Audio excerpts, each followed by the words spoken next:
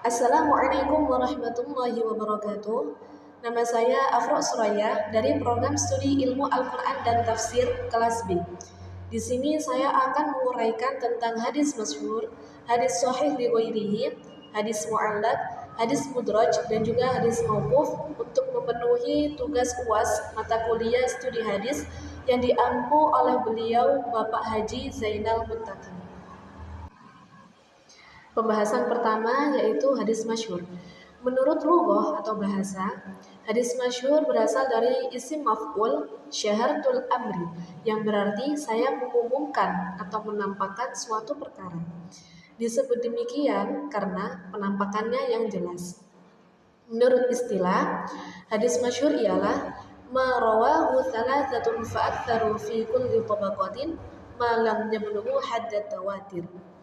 Disebut dengan hadis masyhur karena diriwayatkan oleh 3 orang perawi atau lebih, tetapi tidak memenuhi syarat hadis mutawatir.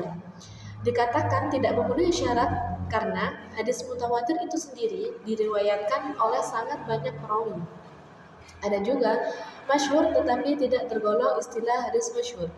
Hal ini terjadi karena pertama, hadisnya memiliki hanya satu sanad. Yang kedua, hadisnya memiliki lebih dari satu sanad. Dan yang ketiga adalah hadisnya tidak memiliki sanad atau sanadnya terputus. Contoh hadis masyhur ialah innallaha la yaqbidul ilma tiza'an yantazi'u. Sesungguhnya Allah tidak akan mencabut ilmu begitu saja, melainkan Dia mencabutnya.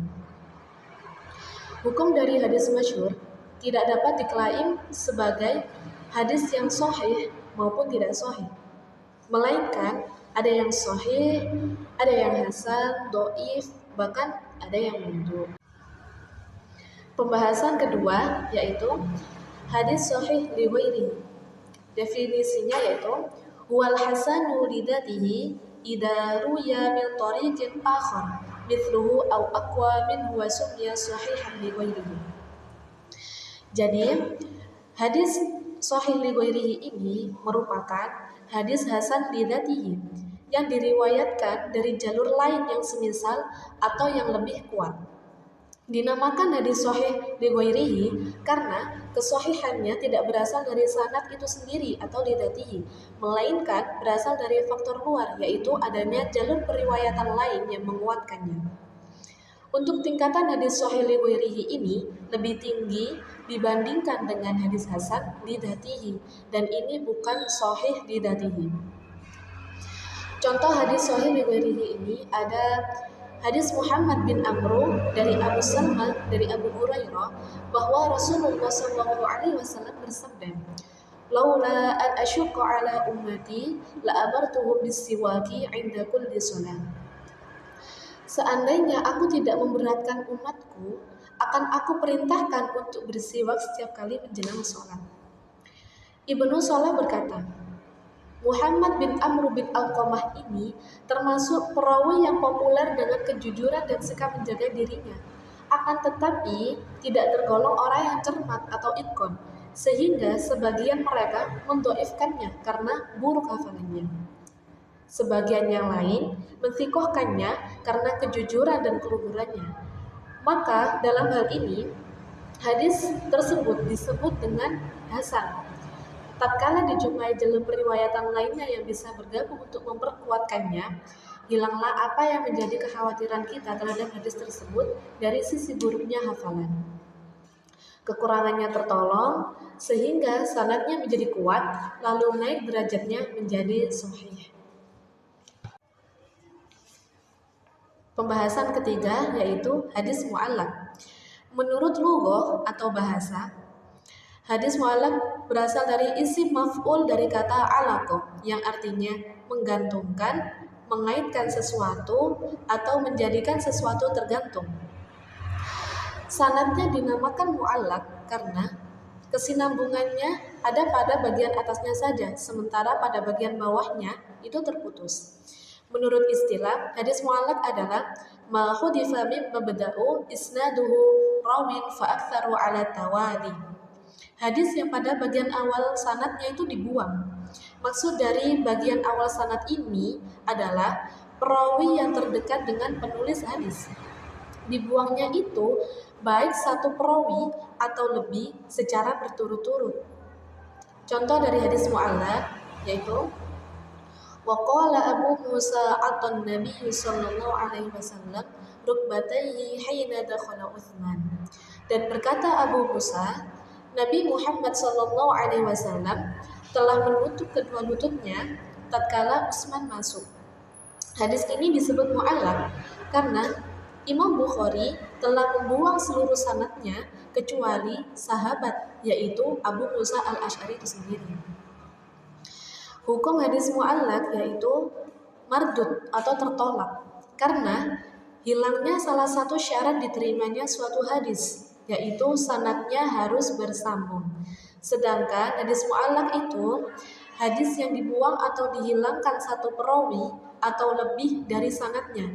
Sementara kita tidak mengetahui keadaan perawi yang dibuang tersebut.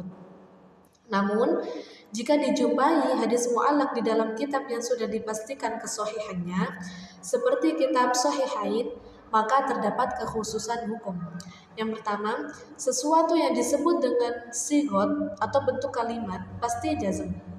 Seperti kata qala telah berkata, dzakara telah menyebutkan, haka telah menceritakan. Maka dalam hal ini hukumnya sahih didasarkan pada mudhof ilaih atau yang menjadi sandarannya. Yang kedua, sesuatu yang disebut dengan sigot atau bentuk kalimat yang lemah atau tamrid. Seperti kata qila, dzukira, dan hukiya. Maka dalam hal ini tidak dapat dihukumi sahih berdasarkan mudhof ilaih. Hadis yang terdapat dalam kitab sahih, khususnya yang sanadnya tidak disebutkan secara lengkap, bisa memiliki berbagai tingkatan kualitas seperti sahih, hasan, maupun dhaif. Di dalam kitab sahih tidak ada hadis wahan atau sangat lemah. Dan cara untuk mengetahui kesahihannya adalah hadis tersebut dicari dalam kitab hadis lain, diteliti sanadnya, serta dinilai kualitas para perawinya dan kesinambungan sanadnya.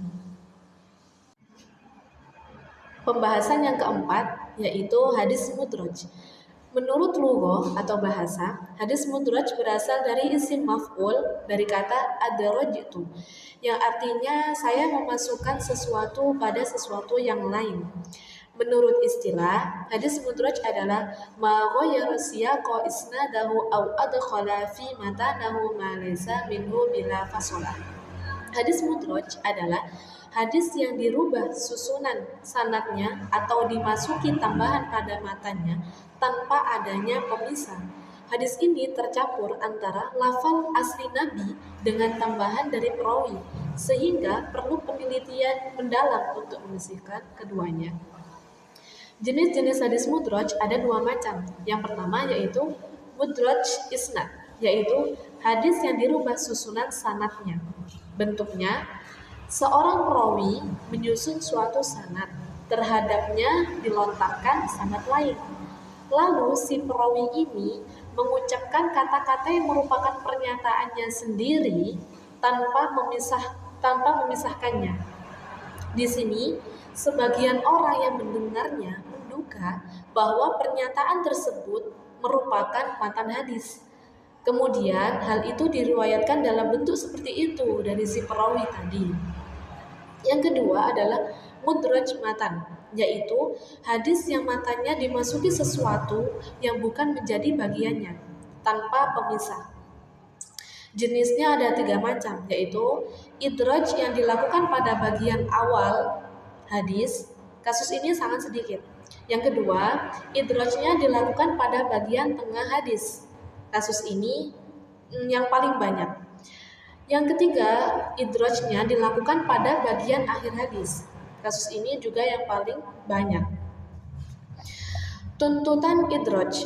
Idraj dilakukan karena adanya tuntutan yang bermacam-macam.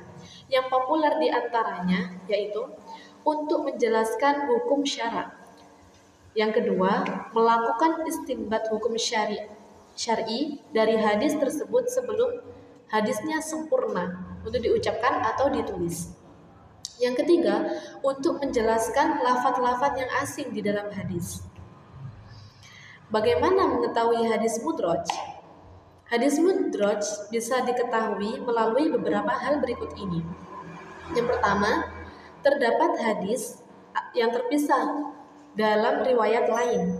Yang kedua, adanya penetapan terhadap hadis tersebut dari sebagian imam atau pakar. Yang ketiga, pengakuan perawi itu sendiri bahwa dia telah menyusupkan perkataan. Yang keempat, kemustahilan bahwa hal ini merupakan ucapan Rasulullah. Hukum hadis mudraj menurut kesepakatan para ulama dari kalangan ahli hadis, fuqaha, dan selain mereka, idraj itu tidak boleh dilakukan. Pengecualiannya hanya untuk menafsirkan lafaz-lafaz hadis yang asing. Pembahasan yang kelima yaitu hadis mauquf. Menurut lugha atau bahasa, berasal dari isim maf'ul waqfu. Seolah-olah perawi menghentikan hadis hanya pada sahabat dan tidak melanjutkan rantai periwayatan selanjutnya. Menurut istilah ma'udhifu ila sahabi min qaulin aw fi'lin aw takririn. Hadis mauquf adalah sesuatu yang disandarkan kepada sahabat, baik itu berupa perkataan, perbuatan, atau takrir. Baik sanadnya itu muttasil, berkesinambungan, atau munqati, terputus. Kata mauquf kadangkala digunakan untuk sesuatu yang berasal selain dari sahabat, namun hal itu sangat terbatas. Para fuqaha Khurasan menyebut marfu dengan khobar dan mauquf dengan athar.